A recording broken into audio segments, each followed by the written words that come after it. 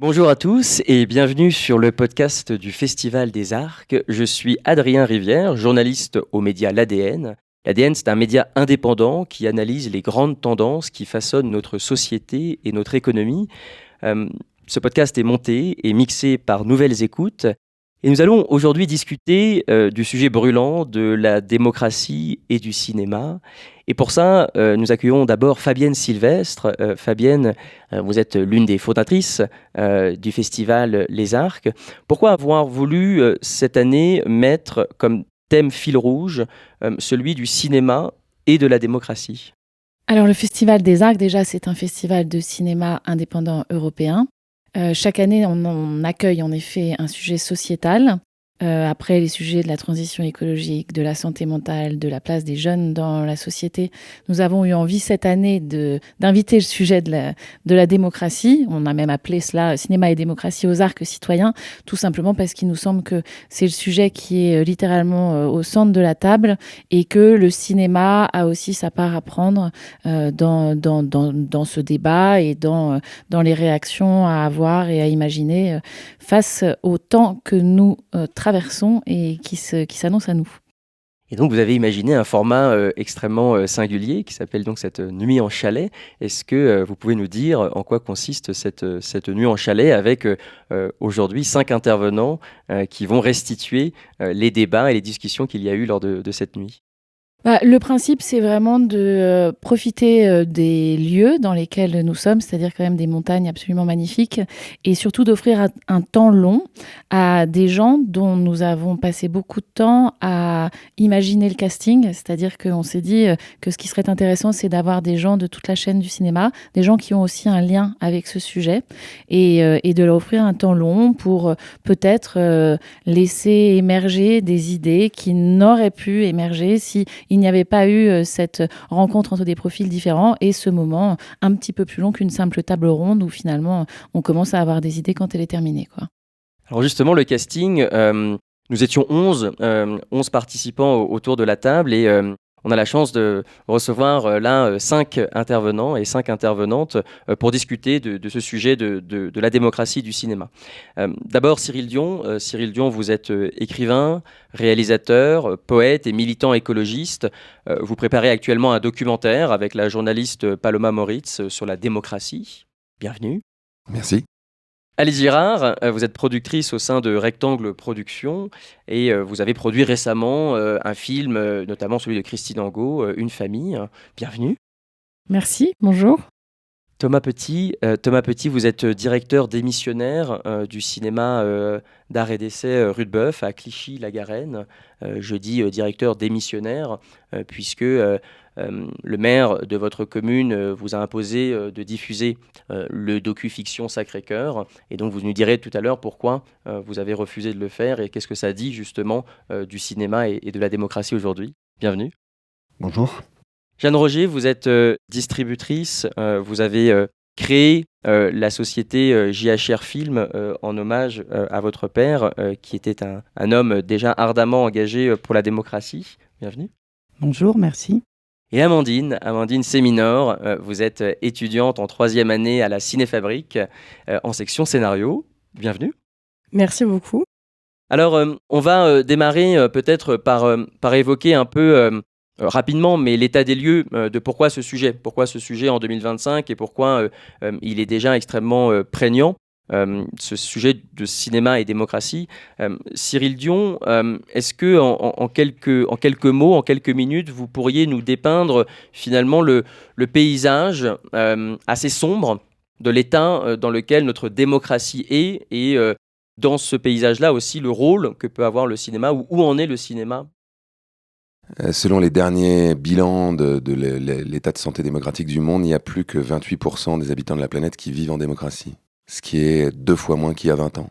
Ce qui veut dire que la démocratie régresse un peu partout et qu'on voit des régimes autoritaires, même néo-fascistes ou fascistes tout court, qui commencent à s'installer dans des pays qui jusqu'ici étaient des démocraties. On pourrait parler des États-Unis par exemple, qui était supposée être la plus grande démocratie du monde, et qui est aujourd'hui dirigé par quelqu'un qui a été largement dépeint comme un leader fasciste et qui s'en prend à la fois à la culture, à la fois à la liberté individuelle, qui organise des déportations. Bon.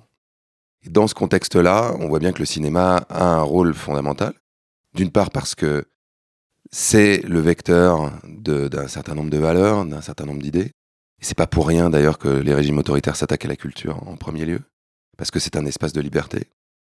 Et que cet espace de liberté est menacé. Il est menacé à la fois par la concentration économique d'un certain nombre d'acteurs. C'est-à-dire qu'on voit qu'il y a de moins en moins d'acteurs qui détiennent de plus en plus de canaux, à la fois médiatiques et à la fois de distribution. Si on parle du cinéma, par exemple, on voit bien que Canal+ a un rôle extrêmement fort. Et Vincent Bolloré a une place extrêmement forte aujourd'hui, en train de racheter UGC. Donc la question du monopole des moyens de création, de diffusion se pose de façon très brûlante. Et on voit aussi que la question de la liberté d'expression et de la liberté de création se pose et que tout ça est en danger. Et que si on n'en prend pas la mesure tout de suite, il sera peut-être trop tard au moment où on réagira dans quelques années. Parce que ce qui est ressorti notamment des discussions, c'est cette alliance peut-être nouvelle ou encore plus forte entre un agenda politique et un agenda économique. Vous l'évoquiez avec la concentration, avec des milliardaires qui détiennent de plus en plus d'entreprises au sein même du cinéma. En quoi cette alliance devient-elle si puissante et si dangereuse pour la démocratie telle que on la conçoit en France aujourd'hui? Mais en fait, si on regarde un peu l'histoire, le cinéma a été de tout temps utilisé par des régimes démocratiques ou autoritaires pour propager leur idéologie. C'est pas pour rien, par exemple, que les nazis ont produit autant de films.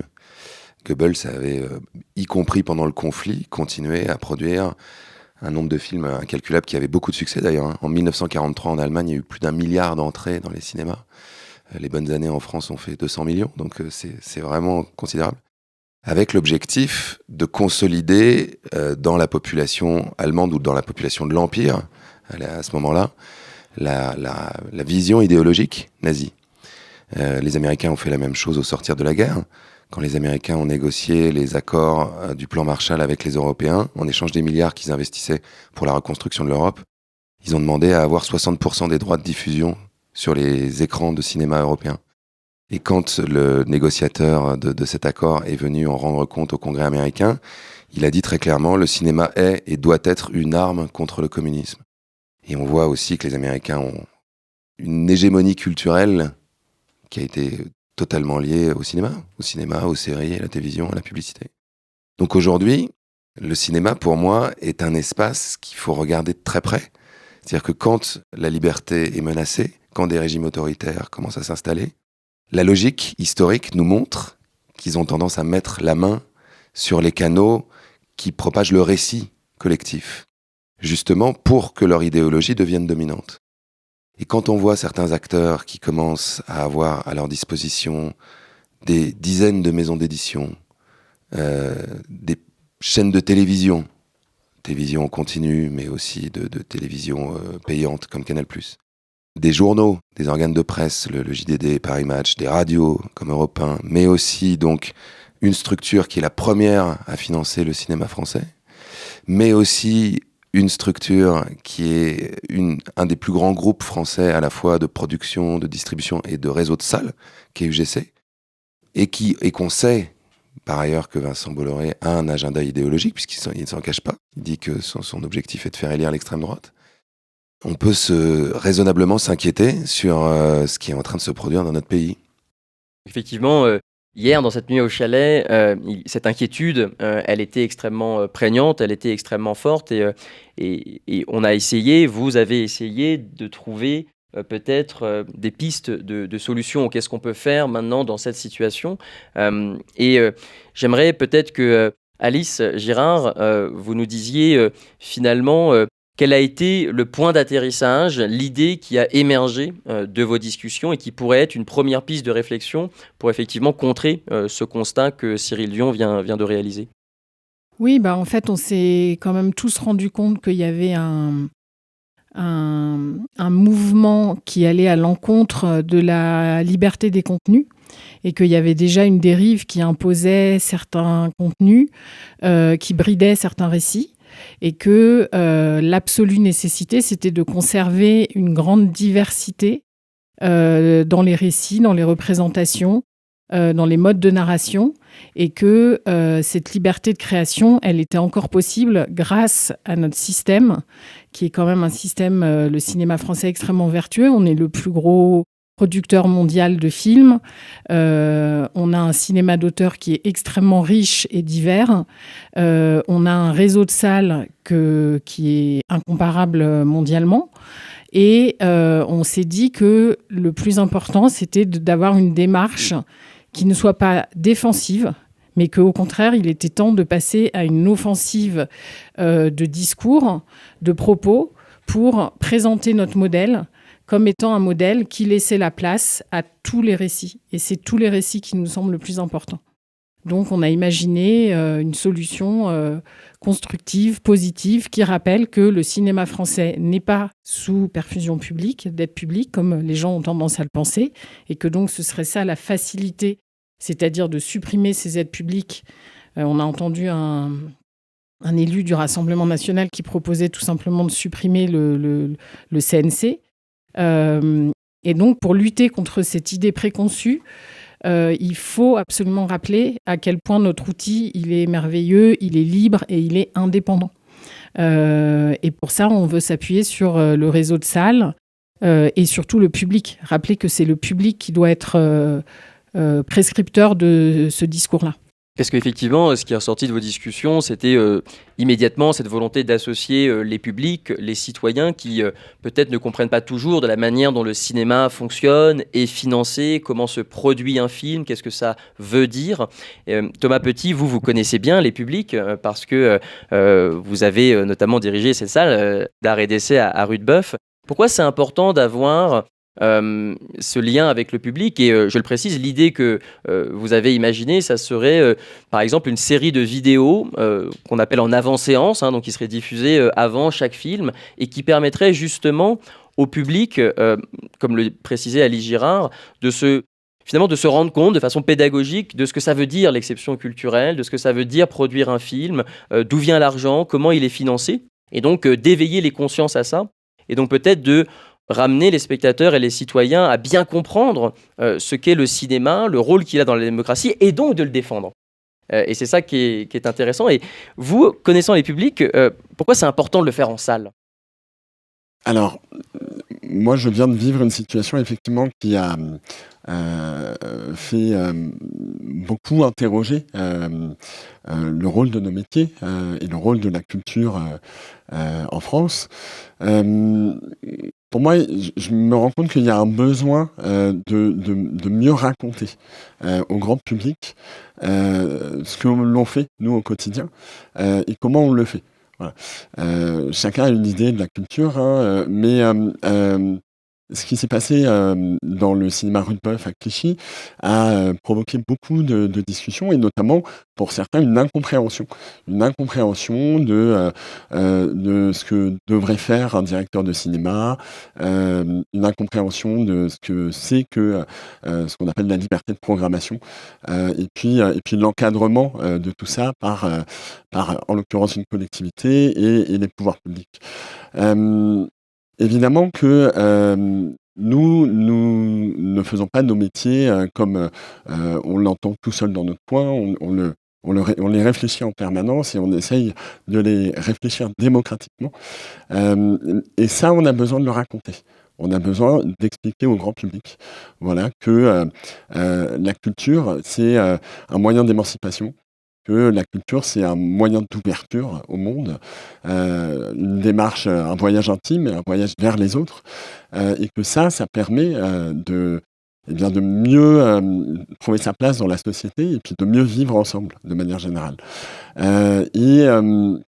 Et ça, nous le faisons toujours dans une démarche ouverte, questionnante, sans décider tout seul dans notre coin. Voilà. Moi, j'ai vraiment eu le sentiment que une partie des gens ont ça en tête et une autre partie ne l'ont pas. Alors, comment on raconte ça? Comment on raconte à la fois les mécanismes précis du cinéma français, c'est-à-dire le mode de financement, les organisations, les tutelles, mais aussi la démarche d'ouverture, la démarche d'inclusion qu'on essaye d'amener dans les films, dans nos salles. On s'est dit qu'il y avait un besoin, effectivement, de le raconter. Alors, à la fois par on a parlé de vidéos qui pourraient être présentées en salle de cinéma. Évidemment, parce que parfois même les spectateurs dans les salles sont contents de venir voir des films, mais n'ont pas forcément en tête qui a produit le film, comment il a été produit, qui le finance, et la démarche qui est derrière. Donc ça, c'est important de le rappeler. Et puis même au-delà des salles, ceux qui fréquentent moins souvent les salles de cinéma ou qui ne vont pas dans des salles de cinéma art et essai, mais qui vont dans d'autres salles, eh bien, c'est important qu'ils aient en tête tout ça. Voilà, donc on est dans cette démarche vraiment d'accompagnement, de pédagogie qui doit permettre de réfléchir collectivement ensemble à la place du cinéma français et de la culture de manière générale. Et d'ailleurs, je l'ai précisé, c'est en avant-séance, mais c'est aussi, Jeanne Roger, sur les réseaux sociaux, c'est aussi sur des sites spécialisés que les spectateurs consultent.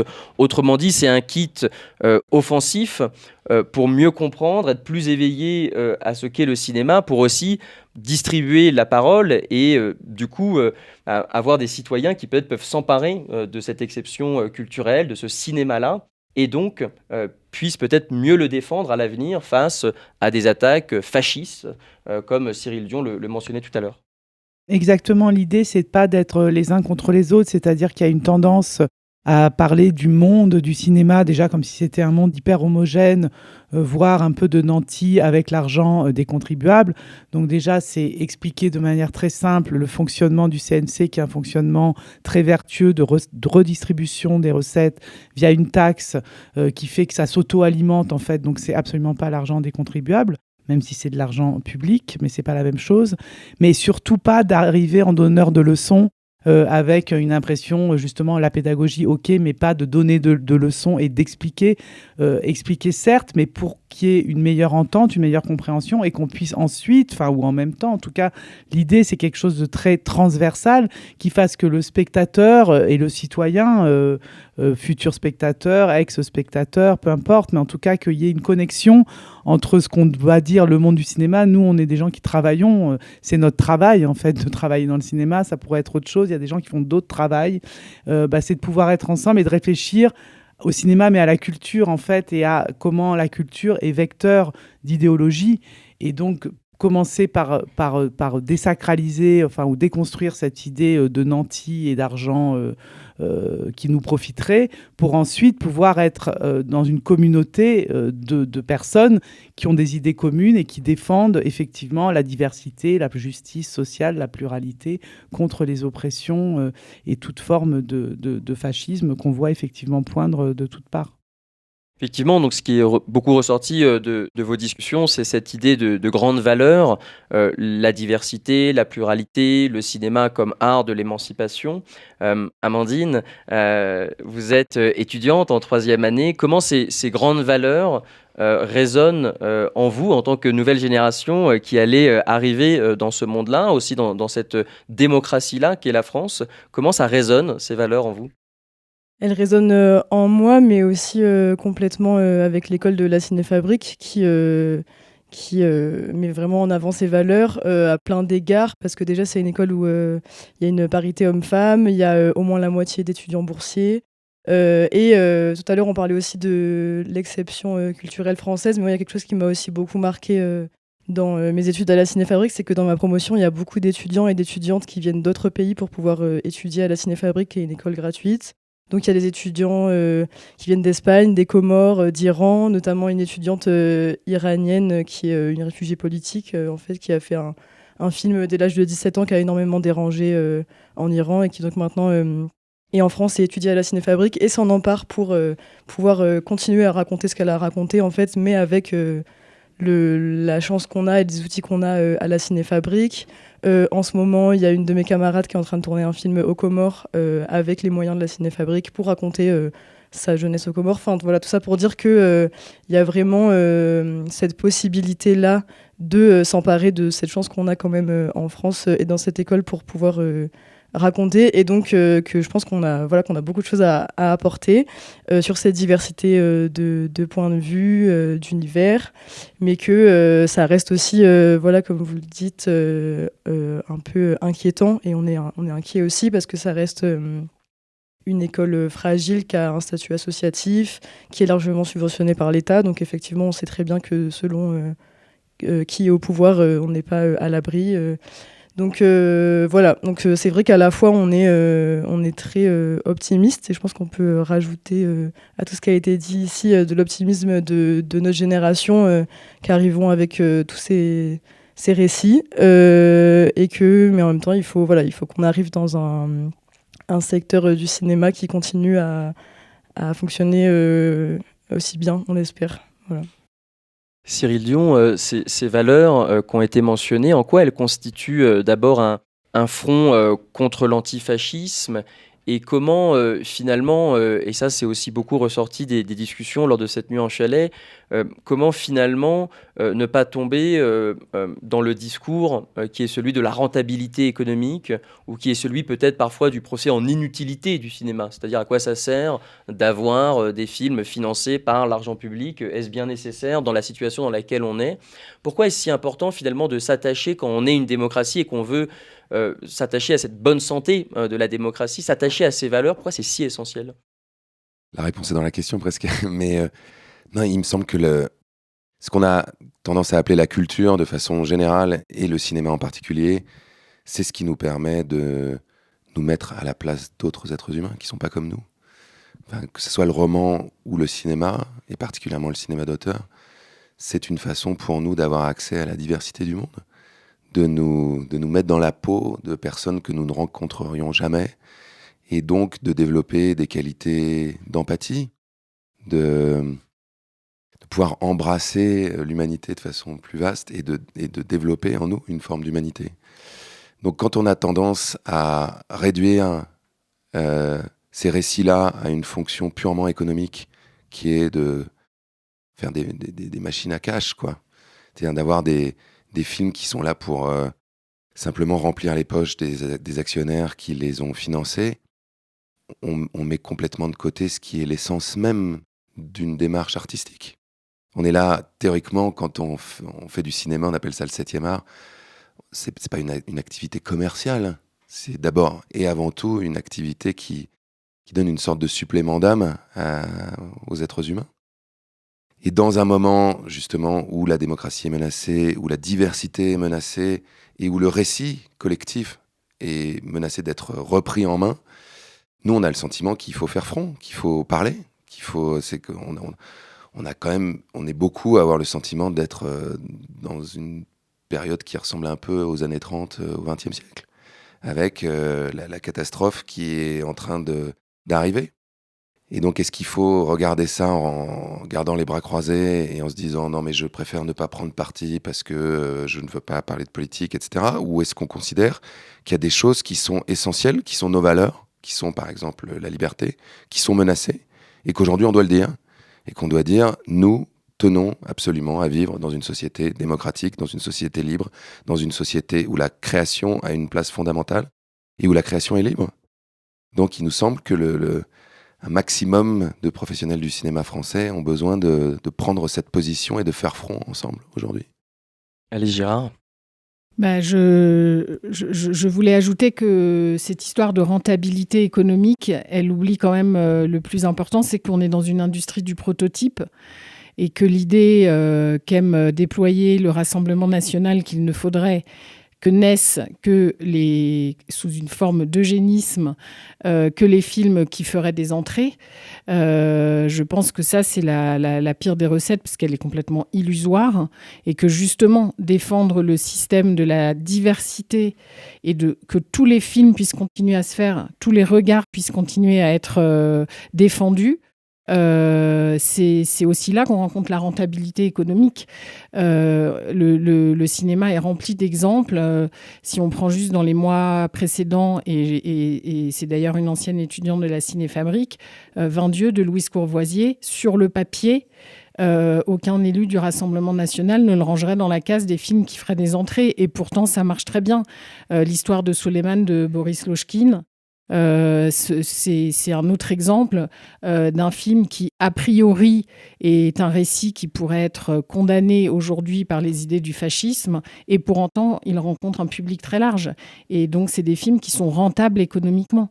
À l'inverse, il y a énormément de films qui ont été financés par les médias dominants dont on parlait tout à l'heure, dont ils étaient certains que la recette serait rentable, et ça s'est avéré des catastrophes économiques. Donc, je pense qu'il ne faut pas oublier que dans cette industrie du prototype, c'est plus on défendra des récits différents, plus on permettra à tous les films d'exister, plus il y aura comme ça des ouvertures sur le monde qui rencontreront un public très large et donc rentable. Cyril Dion. Et au-delà même de cette question de la rentabilité, je veux dire, si on réfléchissait comme ça nous conduirait en fait à appliquer toujours les mêmes recettes, à se dire bon bah alors c'est cette comédie qui a marché, donc il faut refaire la même chose. C'est tuer la liberté de création. Si on réfléchissait comme ça, aucun des grands artistes du XXe siècle, que ça soit dans la littérature ou dans le cinéma, n'aurait existé. L'édition, c'est la même chose.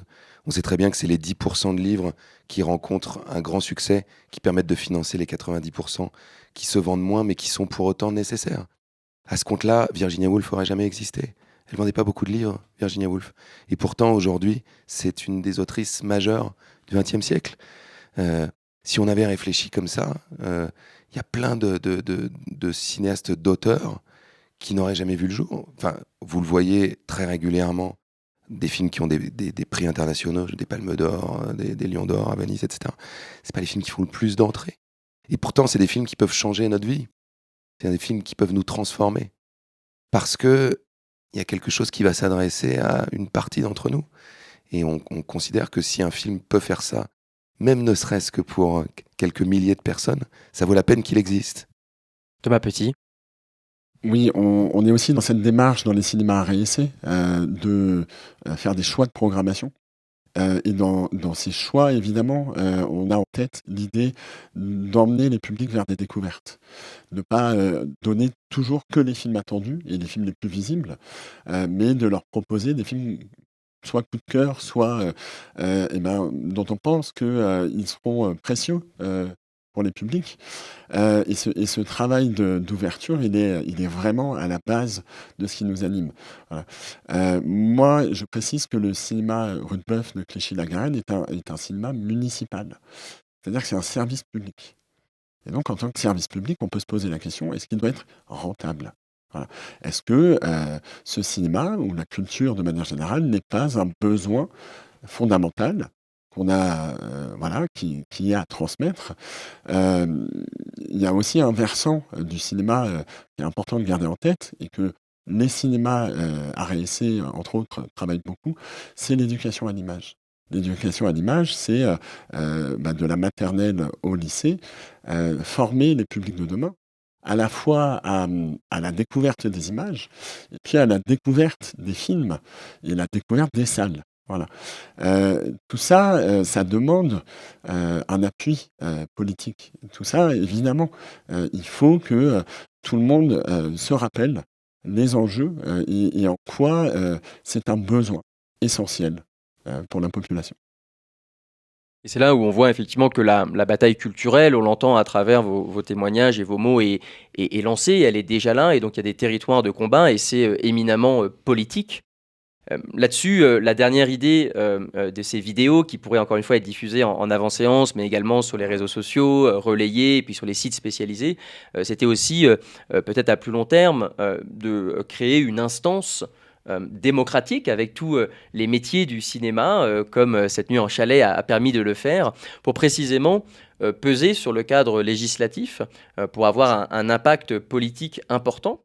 Cyril Dion, pourquoi cette instance démocratique au sein du cinéma est-elle aujourd'hui nécessaire? Est-ce à dire que les acteurs ne se parlent pas assez, n'alignent pas assez leurs intérêts? Comment ça pourrait fonctionner et quel serait le rôle d'une telle instance? Puisque, je le précise, il existe déjà des instances, il y a des syndicats constitués qui discutent ensemble. Donc en quoi cette instance serait-elle différente et qu'est-ce qu'elle pourrait apporter? Moi, je crois beaucoup à un renouveau de la démocratie. C'est-à-dire que je pense qu'on peut aujourd'hui construire des processus démocratiques qui permettent à plus de personnes de s'exprimer et à plus de personnes de participer aux décisions qui vont les concerner directement. Donc c'est vrai pour le pays. C'est-à-dire que des mécanismes de démocratie délibérative, de démocratie directe, avec des assemblées citoyennes tirées au sort, qui font un travail pour formuler des propositions politiques qui peuvent être ensuite tranchées par des référendums ou des référendums à choix multiples. Moi, je crois beaucoup à ça, et c'est d'ailleurs la base du film qu'on est en train de faire avec Paloma Moritz, qui s'appelle Démocratie maintenant. Parce que, d'une certaine manière, au XXIe siècle, c'est aberrant que le pouvoir soit uniquement délégué à des gens. C'est pas pour dire qu'il faut en finir complètement avec la démocratie représentative. Mais on est face à des gens qui ont accès à l'information, qui ont accès à l'éducation, qui se sentent de plus en plus méprisés, de plus en plus ignorés, qui ont le sentiment que les décisions politiques sont de plus en plus décalées par rapport à leurs attentes ou par rapport à leur vie ou par rapport à leurs besoins. Donc il serait temps de sortir d'une espèce de pratique un peu préhistorique de la démocratie pour aller vers la démocratie du XXIe siècle. Et pour le cinéma, on pourrait faire la même chose. Il suffit là de voir la discussion qu'on a eue hier soir, qui était passionnante d'ailleurs dans cette nuit au chalet, pour voir que chacun regarde les choses depuis son point de vue. Certains depuis la salle, certains depuis la production, certains depuis la création, certains depuis même les spectateurs. Pourquoi ne pas pouvoir associer un maximum de personnes qui sont sur le terrain? C'est ce que demandent aussi tout un tas de secteurs professionnels qui disent mais par exemple, les cheminots disent si vous voulez prendre des décisions, demandez-nous à nous d'abord. C'est nous qui sommes sur le terrain. C'est nous qui sommes peut-être les plus capables de trouver des solutions qui marcheraient pour nous, mais qui marcheraient aussi pour qu'on puisse faire notre métier le mieux possible. Dans le cinéma, c'est pareil. On aurait besoin d'entendre encore plus les techniciens et les techniciennes. On aurait besoin d'entendre aussi peut-être les spectateurs et les spectatrices. On a besoin d'entendre les personnes qui tiennent les salles de cinéma et qui sont au contact direct du public, qui programment les films. Ouais. Bon, tous ces gens-là ont besoin de parler aussi avec les gens qui créent, les gens qui produisent, pour qu'on parvienne à des décisions plus riches, plus fines, plus adaptées, d'une certaine manière, qui nous permettent de faire notre métier le mieux possible.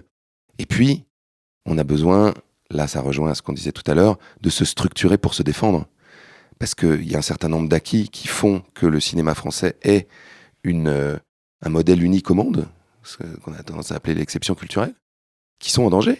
Enfin, je veux dire, aujourd'hui, c'est en danger.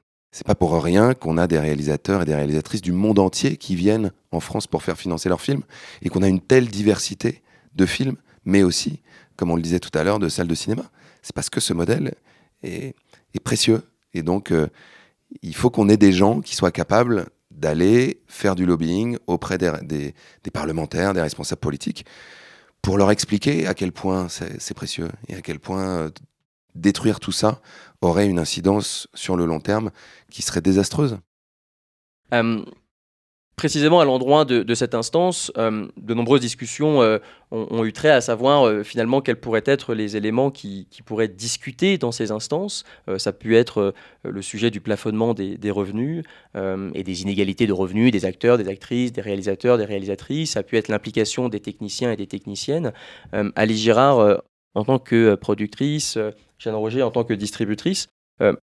Comment voyez-vous cette instance? Qu'est-ce qu'elle pourrait mettre sur la table pour que le cinéma reste effectivement à l'offensive pour notre démocratie et la bonne santé de notre démocratie? Déjà, l'idée vraiment de parler de démocratie et cinéma, c'est vrai qu'il faut aussi se regarder soi-même et peut-être procéder à une forme d'autocritique, qui est qu'il y a certainement des imperfections. On a parlé de la perfection de notre système d'un point de vue de comment l'argent est redistribué pour la production, pour la création. Il n'en reste pas moins qu'on sait très bien qu'au sein même de la filière, il peut y avoir des dysfonctionnements et des carences de démocratie, que ce soit dans les rapports extrêmement hiérarchiques de certains tournages, que ce soit dans la disparité des salaires, dans la non-parité homme-femme, malgré tout ce qui est mis en avant pour corriger cela. Donc évidemment, il y a une introspection à faire et certainement une autocritique, mais l'idée, c'est aussi de ne pas couper à ça pour ne pas être coupé de la réalité, mais de pouvoir justement en discuter tous ensemble et avoir, comme je l'ai dit tout à l'heure, quelque chose de transversal avec justement tous les corps de métier pour déjà poser à plat ce qui pourrait dysfonctionner au sein de notre filière et ensuite avoir du coup une vision commune bien alignée, quoi. Alors, j'aimerais terminer avec vous, Amandine, parce que vous êtes en section scénario à la Cinéfabrique. Et donc, si on se projette sur cette série de vidéos, est-ce que lors de la discussion de la nuit en chalet, des premières choses ont émergé sur à quoi pourraient ressembler ces vidéos, encore une fois, partagées en avant-séance, sur les réseaux sociaux, sur les sites spécialisés où vont les spectateurs ? Je sais pas exactement, ça demande de s'y pencher et d'y réfléchir. Oui, voilà, avec par exemple des étudiants en scénario, ça pourrait être intéressant. En tout cas, j'ai l'impression que ce qu'on s'est dit aussi hier soir, c'est que on fait du cinéma aussi parce que ça a la puissance de pouvoir nous mettre dans la tête d'autres personnes et d'arriver à comprendre les autres, à entrer dans le monde de quelqu'un pendant au moins 1h30. Et moi, je trouve que c'est vraiment la force de la fiction. Aussi du documentaire, mais en tout cas, étant en scénario, moi, ça m'intéresse aussi de comment la fiction peut nous permettre de comprendre des choses, de réfléchir. Et donc, je me dis que oui, qu'il faudrait amener des spectateurs en avant-séance, où on a parlé aussi des réseaux sociaux, pour que ce soit le plus largement possible diffusé, à mon sens. Parce que c'est aussi important, je trouve, de toucher aussi des gens qui ne vont pas forcément dans les salles, justement, ou pas souvent. Donc proposer des contenus qui font réfléchir à des choses auxquelles les gens ne pensent pas habituellement. Merci. Donc la bataille culturelle est lancée, est ouverte. Merci à vous 5 d'avoir participé à ce podcast du Festival des Arcs en partenariat avec l'ADN.